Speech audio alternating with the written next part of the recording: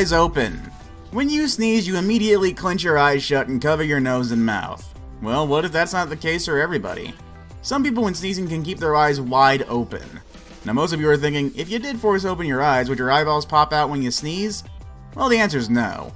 Your eyes are actually quite secure and your eye sockets aren't connected to your nose at all. So, although a sneeze can erupt from your nose at an explosive 200 miles per hour, it can't transfer this pressure into your eye sockets to dethrone your eyeballs. So yes, there are a few people who can do this, so if you are one of those people, let's hope your eyes stay in their socket. Number 9. Putting your fist in your mouth. When people think of things going in their mouth, they think food, but definitely not your fist. The majority of the population can only get half or barely a quarter of their fist into their mouths. Seriously, they've done studies on this stuff.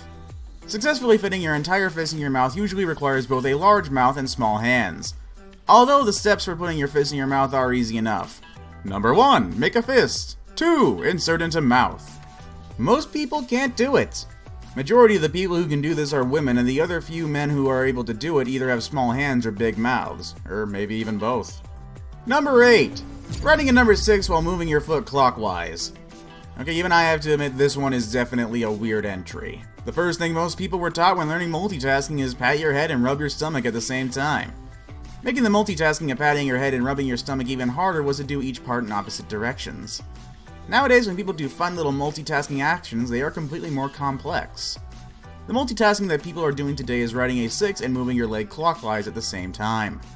It sounds simple, but will completely trick your mind while trying to do this. It might take a while, but you are able to learn how to do this after some practice. Number 7. Touch your nose with your tongue. Most people can't touch the tip of their nose with their tongue. In medicine, the ability to touch the tip of your nose with your tongue is known as a Gorlin sign. Approximately 10% of the population can actually perform this act. The ability to do this is actually a genetic trait, although there has been a few cases of people actually learning to touch their nose with their tongue.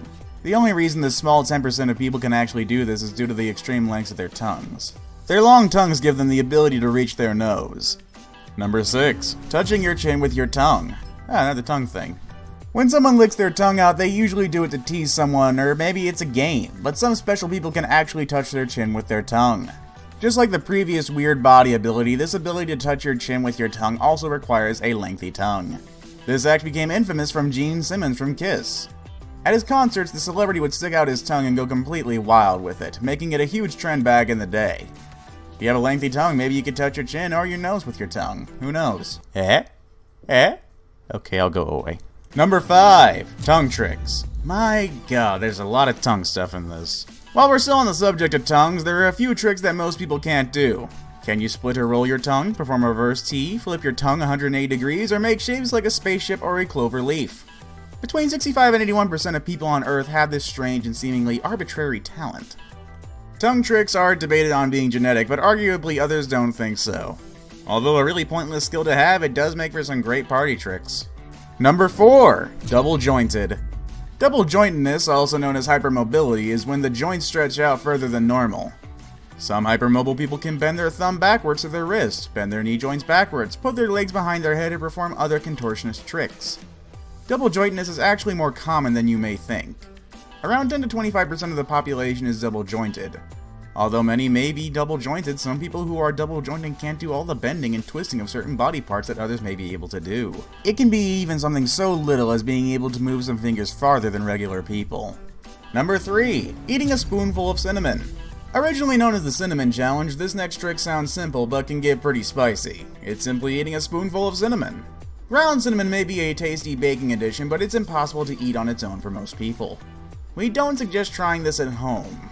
When eating cinnamon, the cinnamon can coat and dry the mouth and throat, resulting in coughing, gagging, vomiting, and inhaling cinnamon itself can lead to throat irritation, breathing difficulties, and risk of pneumonia or a collapsed lung. Although this is dangerous, many people are successful in eating a full spoon of cinnamon. It's weird to see such a strange and dangerous thing lead to what used to be such a massive and popular trend on the internet. Number 2. Tickling yourself. We all have ticklish spots that friends and loved ones love to zero in on. Being tickled makes us laugh, squirm, and sometimes even more. And if you're anything like normal people, it makes you reflexively punch and kick anyone within reach. On paper, it might sound easy to do, but in practice it's near impossible to genuinely tickle yourself to the point of laughter. This is because you will always brace for the touch. The mind immediately goes into defense mode and your body doesn't react the same way as if someone else was actually and genuinely tickling you. Unless there is a disconnect between you and your subconscious mind, your touch will always be anticipated. Number 1. Putting your foot behind your head. Finally and lastly on our list of weird things the human body can do is the ability to place your feet behind your head. In order to put your foot behind your head, it requires extreme flexibility. Simply placing both legs behind one's head may come and sound easy to some gymnasts or to Sheen Estevez from Jimmy Neutron, but to an average Joe, this task would be completely impossible. Even if you were to practice and stretch every single day, this does not guarantee that you will be able to do this because it really all depends on the body type.